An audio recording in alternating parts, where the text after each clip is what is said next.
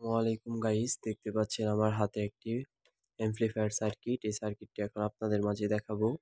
আহ, এই সার্কিটটি হচ্ছে টিডিএ 7279 একটি আইসি দ্বারা এই সার্কিটটি গঠিত। এটা হচ্ছে 3 ভলিউম একটি সার্কিট। তো দেখতে পাচ্ছেন, এখন আপনাদের সাথে আনবক্সিং করে দেখাচ্ছি এটার ভিতরে সার্কিটটি। তো আমরা সার্কিটটি বের করে নিচ্ছি আপনাদেরকে দেখানোর স্বার্থে। দেখতে পাচ্ছেন সার্কিটটি কত সুন্দর একটি সার্কিট। খুব সুন্দর একটি সার্কিট দেখতে পাচ্ছেন। আইসিটি দেখতে পাচ্ছেন এটার 3 ভলিউম সিটি, একটা হচ্ছে সাউন্ড, আর একটা হচ্ছে বেস, আর একটা হচ্ছে আহ, তিনটা তিন তিন কাজের জন্য আর কি এই সার্কিটটি। আর আপনি এই সার্কিটটি কিভাবে কানেকশন করবেন, কি করবেন সেটা আমরা বলে দিচ্ছি। এই সার্কিটটি কানেকশন খুবই সহজ। যদি আপনারা ইলেকট্রিক্যাল ব্যাপারে ছ- এই সামান্য ধারণা রাখেন, তাহলেই এই সার্কিটটি আপনারা কানেকশন করতে পারবেন। তো দেখাচ্ছি আপনাদেরকে।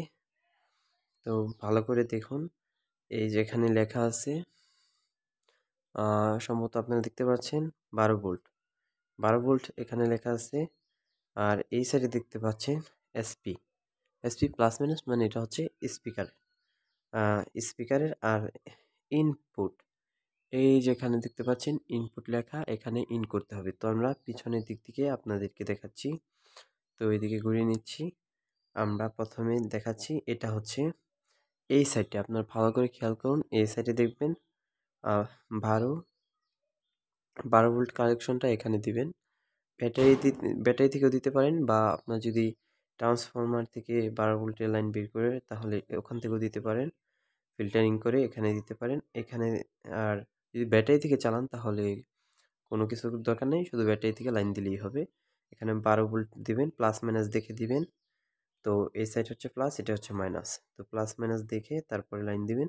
আর এখান থেকে হচ্ছে স্পিকারের লাইনটি বের করবেন। আপনার এটা এখান থেকে একটি স্পিকার, আর এখান থেকে একটি স্পিকার, দুইটি স্পিকার দুই জায়গা থেকে নিতে পারবেন। এখান থেকে দুইটি স্পিকার চালাতে পারবেন। আর এখানে ইনপুট, এই যে এখানে ইন দিবেন, দুঃখিত, এই যে এই জায়গাতে ইন দিবেন। ইনপুট হচ্ছে এখানে দিবেন। আর এটা দিয়ে 8 inch speaker, 8 inch speaker, 6 inch speaker, 6 inch speaker দুইটা বাজাতে পারবেন। আর 8 ইঞ্চি স্পিকার একটা বাজালেই ভালো হয়।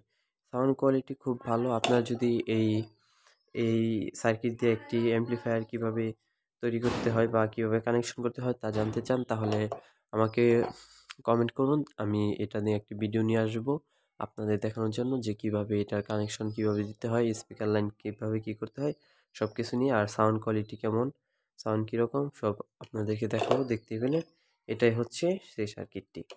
তো এই পর্যন্ত আমার ভিডিও যদি ভালো লাগে, তাহলে লাইক করুন, চ্যানেলটি সাবস্ক্রাইব করুন, আর আপনার মূল্যবান মতামতটি কমেন্ট করুন। ধন্যবাদ।